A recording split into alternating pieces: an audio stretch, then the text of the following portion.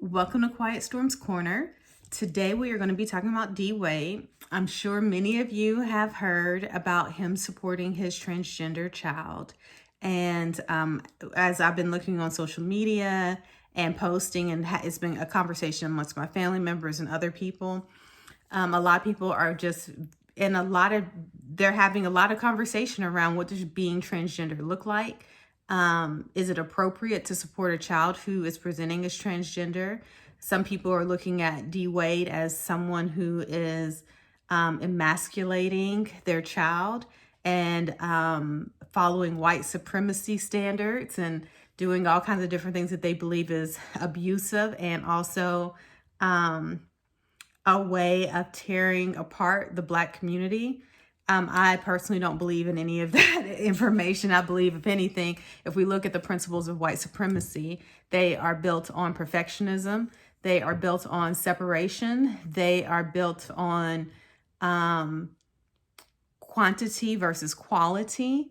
They are not built on emotional support. They are not built on taking care of someone's emotional and social needs. They are built on profit. And from what I see, what D. Wade is doing is he is supporting and loving his child the way a father should.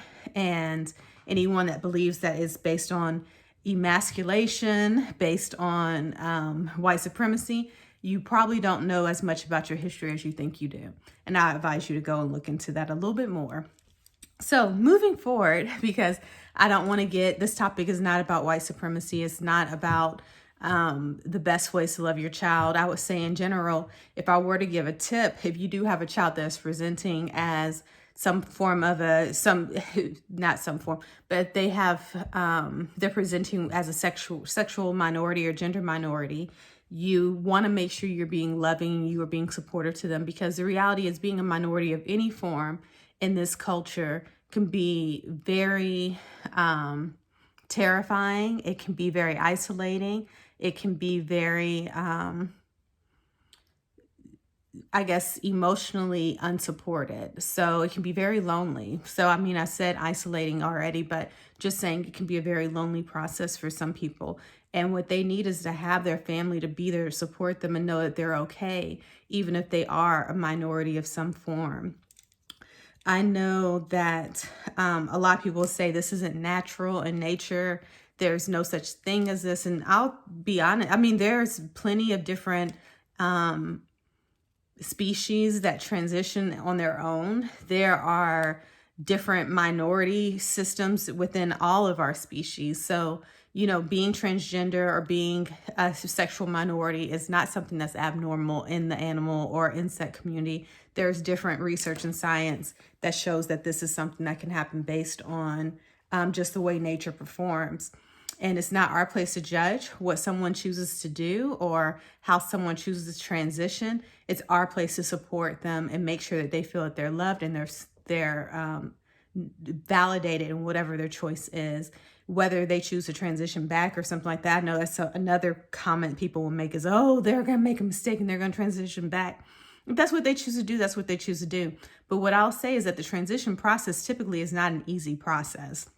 So don't think that people can just transition and then that's just the end of it. People make choices all the time that they may not follow through with. But most of the people who actually decide to transition, this is a decision they stick with. It's very, very rare that someone is going to reverse a transition. So those that think that, oh, someone's going to be transitioning and they're going to transition back, that's just not the case. It's a very, very rare percentage that will actually choose to do that. So with that being said, I do kind of want to go over just a little bit of information about what a transition process looks like. So when someone comes to see me, typically the gold star standard for a transition process is through WPATH. So you can go to WPATH.org, WPATH.org, and they show you what clinicians can go on there and see what the process is, as well as the lay, I guess I don't want to say lay audience, but people who are professionals who might be family members or people who are interested in transitioning, they can go on this website to see what the process is. So typically before you can get hormones, you're supposed to see a therapist for 2 months. And that's just to make sure you're emotionally stable, you have full consent, and you understand what you're doing.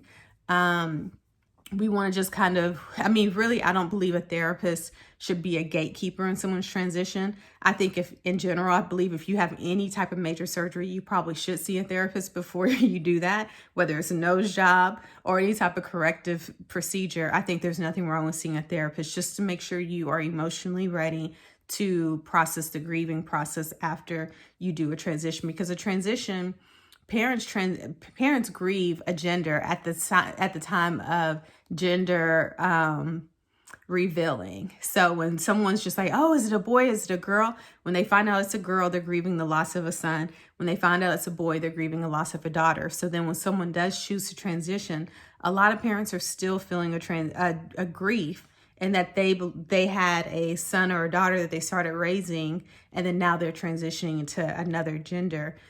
And that can be or even maybe gender non-binary, which is fine. But that can be a very transitional process for even a parent to go through. And I like to just validate that if you are a parent, it is understandable for you to be feeling some kind of grief or some type of sadness or sorrow due to the transition. That's completely normal. And then for those who are transitioning, that should not stop you from doing that.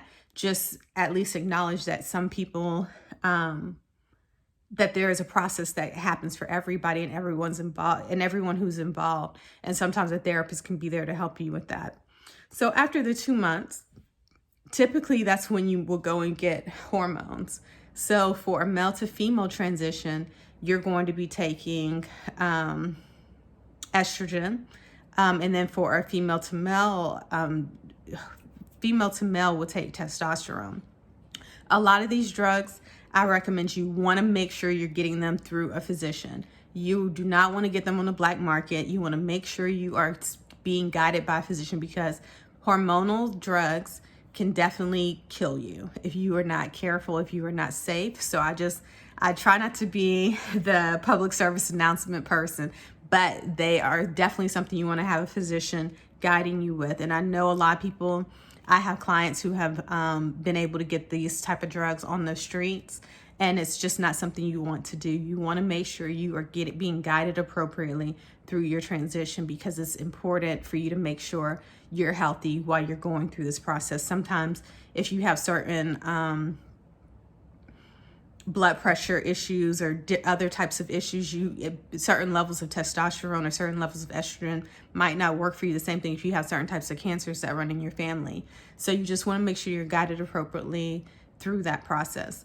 After the hormones, not everybody does hormones. You don't have to do hormones in order to transition. Some people can just transition naturally by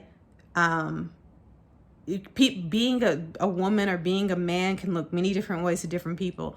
And you don't have to necessarily do a chemical transition to be considered transgender.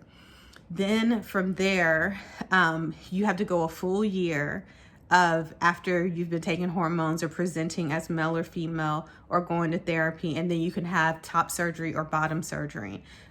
So again, 2 months before you can get hormones, and then a full year before you can get any type of surgeries. So again, this is not a simple process. It's not a simple process to come out to family members. It's not a simple process to live in our society that is very borderline. Let me just be honest, very polarizing. Everything has to be black and white, and come out and say that you're something that's different than what people think is normal. And really, there is no such thing as normal in this world. Trust me, as a therapist, I can find something that you think in almost every single person that is unique to that person, and there's nothing wrong with that. There's nothing abnormal about that. It is just the way we function as people. We are unique creatures, and we all have, for the most part, our own individual footprint and fingerprint in this world. So there's nothing wrong with someone being a little bit different. So again, D-Wade, his kids, his family, they're going to be just fine. If anything, everybody who wants to say something about them, needs to go ahead and make sure they're taking care of theirs and their own, and making sure they're loving and supporting each other, loving the people in their lives, and loving those who are outside. And that is it for me today. Have a good night.